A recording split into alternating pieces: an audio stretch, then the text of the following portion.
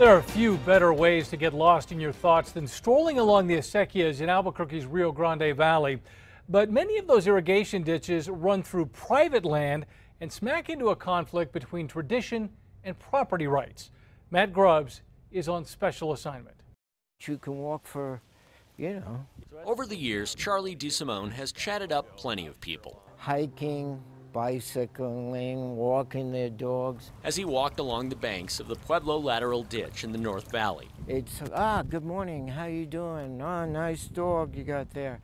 It's something that brings us together. He's talked about farming back when more people did it, even walked away from his chats with fresh vegetables. I meet a wide variety of people, and they're all pleasant. The first thing we asked Charlie when we met was how long he's lived here, the accent and all that. He's not offended. The answer is 4 decades, by the way.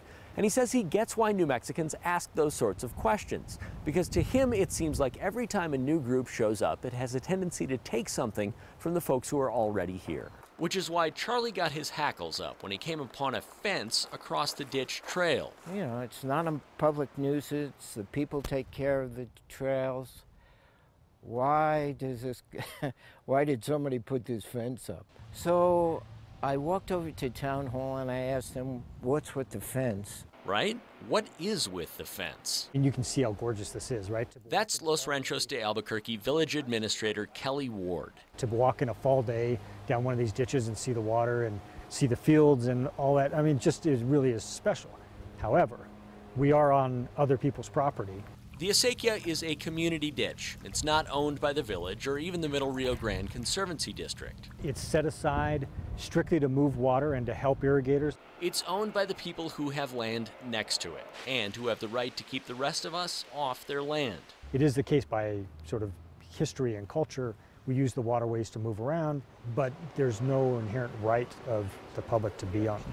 The folks who own this land didn't explain to us why they'd put up the gate, which has, by all accounts, been there for years, but the Conservancy District backed their right to put it there. It'd be nice for people to be able to walk along those areas, but you are on someone's property. The only guaranteed access along these paths is for maintenance crews. We have to be able to get back in there and access in case something happens or something needs to be fixed. We can get back in there and do that. But just because you can do something... Now, should they be gating it off? That's up for debate. Does that kind of develop an expectation of just access? I think it does. Even if everyone else has been using these paths forever, forever ends here. Yeah, I feel for this gentleman or people who want to walk along there, but you reach that point, turn around and walk back.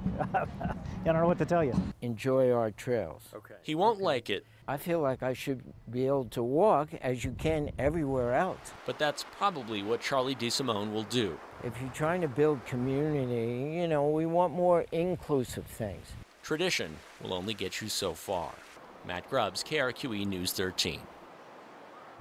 Several years ago, state lawmakers from the area tried unsuccessfully to set up a formal network of trails along irrigation ditches in the valley. As it stands, each landowner can decide if they want to allow access through their property. We have a photo gallery and more you can read online and on our KRQE app.